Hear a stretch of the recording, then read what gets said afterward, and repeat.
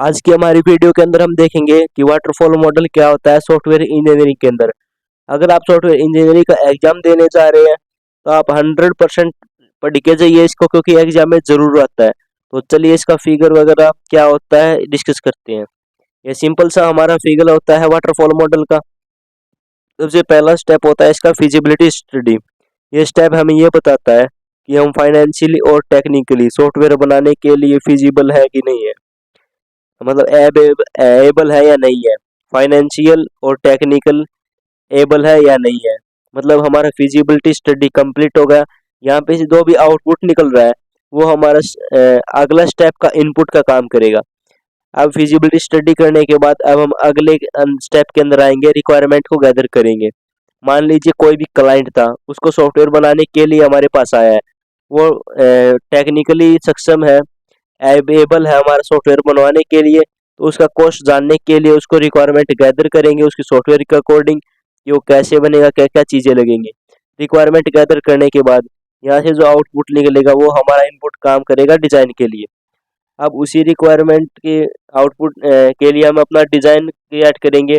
हम अपने क्लाइंट को दिखाएंगे कि ये डिज़ाइन बना है आपके रिक्वायरमेंट के अकॉर्डिंग। अगर आपको ओके है तो हम अपने नेक्स्ट स्टेप के अंदर करेंगे, कोडिंग करेंगे। कोडिंग मतलब हमने जिस चीज़ का डिज़ाइन किया है उसको रियल वर्ल्ड के अंदर कन्वर्ट करेंगे। कोडिंग करने के बाद हम क्या करेंगे, टेस्ट करके चेक करेंगे कि हमारा सॉफ्टवेयर सही से काम कर रहा है या नहीं कर रहा। और उसके बाद रेडी हो चुका है हमारा, मेंटेनेंस भी हम इसके अंदर रखेंगे। अगर मान लीजिए क्लाइंट बाद में कुछ ऐड करना चाहता है, रिमूव करना चाहता है, अपडेट लाना चाहता है, तो वो मेंटेनेंस के अंदर आएगा हमारा। तो ये सिंपल से हमारा क्या फिगर है वाटरफॉल मॉडल का। अब चलिए मैं आपको वाटरफॉल मॉडल का थ्योरी समझाता हूँ कि आप एग्जाम के अंदर लिखेंगे क्या। फर्स्ट पॉइंट है हमारा, the waterfall model is the simple and classical model of the all model we have. ठीक है, हमारे पास जितने भी मॉडल्स हैं उनमें से सबसे सिंपल और क्लासिकल मॉडल कौन सा है, वाटरफॉल मॉडल है। जैसे कि आप फिगर के अंदर देख सकते हो कि कितना सिंपल है। फिजिबिलिटी स्टडी, उसके बाद requirement specification, design, coding, testing and maintenance. बस इतने ही स्टेप्स है वाटरफॉल मॉडल के। सेकंड पॉइंट क्या है हमारा, this model is also known as linear sequential model. इसका मतलब क्या हुआ, फिगर के अंदर हम चलते हैं। लीनियर सीक्वेंशियल मॉडल इस तरीके से है, पहले फिजिबिलिटी स्टडी ही रहेगा फर्स्ट स्टेप, उसके बाद ऐसा नहीं है कि सेकंड स्टेप डिजाइन रहेगा उसके बाद रिक्वायरमेंट गैदर करेंगे, बिल्कुल नहीं। ये जिस सीक्वेंस के अंदर आप जिस देख पा रहे हैं उसी सीक्वेंस के अंदर हमारा वाटरफॉल मॉडल काम करता है। Feasibility study, requirement, designing, coding, testing and maintenance, इसी फॉर्मेट के अंदर हमारा वाटरफॉल मॉडल काम करता है। थर्ड पॉइंट क्या है हमारा, this model is theoretical model not a practical model. हमारा जो वाटरफॉल मॉडल है वो एक तरह से 3D वाला मॉडल है। इसके अंदर जो होता है वो थ्योरेटिकली होता है, प्रैक्टिकल इसके अंदर कुछ भी नहीं है। इन this model each and every phase must be complete before moving the next phase. इसका मतलब क्या हुआ, अगर मान लीजिए हम फिजिबिलिटी स्टडी नहीं किया, इसका मतलब हम रिक्वायरमेंट स्पेसिफिकेशन वाले फेज के अंदर नहीं जा सकते। या फिर आप ऐसे समझ सकते हैं, हमने फिजिबिलिटी स्टडी कर लिया, अब हम डायरेक्ट डिजाइन तैयार कर रहे हैं तो नहीं कर सकते। आपको रिक्वायरमेंट स्पेसिफिकेशन वाले के अंदर आना ही होगा, इसको रिक्वायरमेंट को गैदर करना ही होगा। जब तक आप रिक्वायरमेंट को गैदर नहीं करेंगे आप डिजाइन नहीं बना सकते। जब तक आपके पास डिजाइन नहीं होगा तो आप कोडिंग नहीं कर सकते। विदाउट कोडिंग आप टेस्टिंग नहीं कर सकते। और अगर टेस्टिंग के बाद आपने सारे काम कर दिए, टेस्टिंग कोडिंग कर दिया, टेस्टिंग कर दिया, उसके बाद ही आप मेंटेनेंस का काम कर सकते हो। तो इसका मतलब आपको हर एक सीक्वेंस को कंप्लीट करना है, उसके बाद आप अगले के ऊपर जा सकते हो। ऐसा नहीं कि आप किसी को स्किप करके डायरेक्टली अगले वाले के ऊपर आ सकते हो, ऐसा नहीं हो सकता। अब हम नेक्स्ट पॉइंट की तरफ चलते हैं। This model is suitable for small projects where the technical issues are very clear. हमारा जो वाटरफॉल मॉडल है वो छोटे छोटे प्रोजेक्ट के अंदर काम होता है, जहाँ पे जो भी टेक्निकल इशू होता है वो पूरा क्लियर होना चाहिए, तभी आप वाटरफॉल मॉडल को वहाँ पे यूज कर सकते हो। प्रोजेक्ट छोटा होना चाहिए, सारा टेक्निकल प्रॉब्लम क्लियर होना चाहिए, तभी आप वाटरफॉल मॉडल को यूज कर सकते हो अपने प्रोजेक्ट के अंदर। लास्ट पॉइंट क्या है, at the end of each phase a review will take place.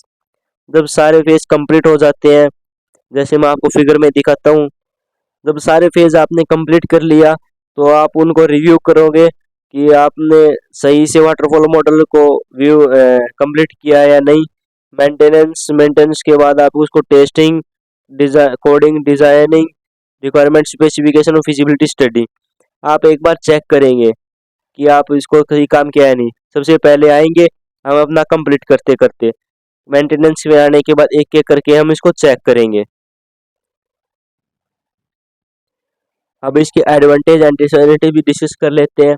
अगर हम एडवांटेज की बात करें, पहला एडवांटेज हमारा waterfall model is the very simple and easy model which we can use for small projects. Waterfall model बहुत ही simple और इजी मॉडल है जिसके अंदर हम छोटे छोटे प्रोजेक्ट के अंदर यूज कर सकते हैं। ये हो गया हमारा फर्स्ट एडवांटेज। सेकंड हो गया हमारा, in this model once a phase is successfully completed then only we can use to the next phase, so there is no overlapping between the phases. इस मॉडल में अंदर क्या होता है, अगर मान लीजिए फर्स्ट फेज हमने कंप्लीट कर दिया, फिर हम अगले फेज में ही जा सकते हैं। इसके बैकवर्ड फेज के अंदर नहीं जा सकते, हम फॉरवर्ड जा सकते हैं, बैकवर्ड नहीं जा सकते। हम हमेशा फॉरवर्ड ही जाते हैं तो ओवरलैपिंग नहीं होता है। यानी अगर हम सेकंड में आ गए, फर्स्ट में जा रहे हैं, फिर सेकंड में आ रहे हैं, फिर सेकंड फर्स्ट में जा रहे हैं, ऐसा नहीं होगा। आप फर्स्ट से सेकंड में जा सकते हैं, सेकंड से थर्ड में, थर्ड से फोर्थ में, ऐसे ओवरलैपिंग नहीं होता। अब थर्ड पॉइंट क्या है, इस phase has a well defined task and a review process.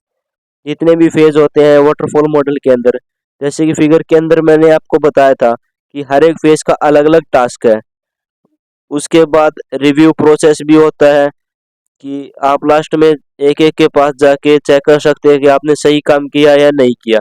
ये हो गया हमारा एडवांटेज। अब हम बात करते हैं डिसएडवांटेज की कि वाटरफॉल मॉडल का डिसएडवांटेज क्या है। सबसे पहले हम देखते हैं, not used for big projects. बड़े बड़े प्रोजेक्ट के अंदर आप वाटरफॉल मॉडल को यूज नहीं कर सकते हो। सेकंड हमारा, we can not move back in last phase. अगर आप फर्स्ट स्टेज से सेकंड फेज के अंदर आ चुके हैं तो आप यहाँ से वापस नहीं जा सकते, ये नहीं होगा, आपको हमेशा फॉरवर्ड ही आना है। तो ये हो गया हमारा डिसएडवांटेज। थर्ड पॉइंट क्या है, this model contains high risk. Waterfall model के अंदर बहुत ज़्यादा रिस्क होता है। रिस्क क्यों होता है, क्योंकि इसके अंदर क्या होता है, एक बार आप सेकंड फेज के अंदर आ गए तो आप थर्ड फेज में ही जा सकते हो।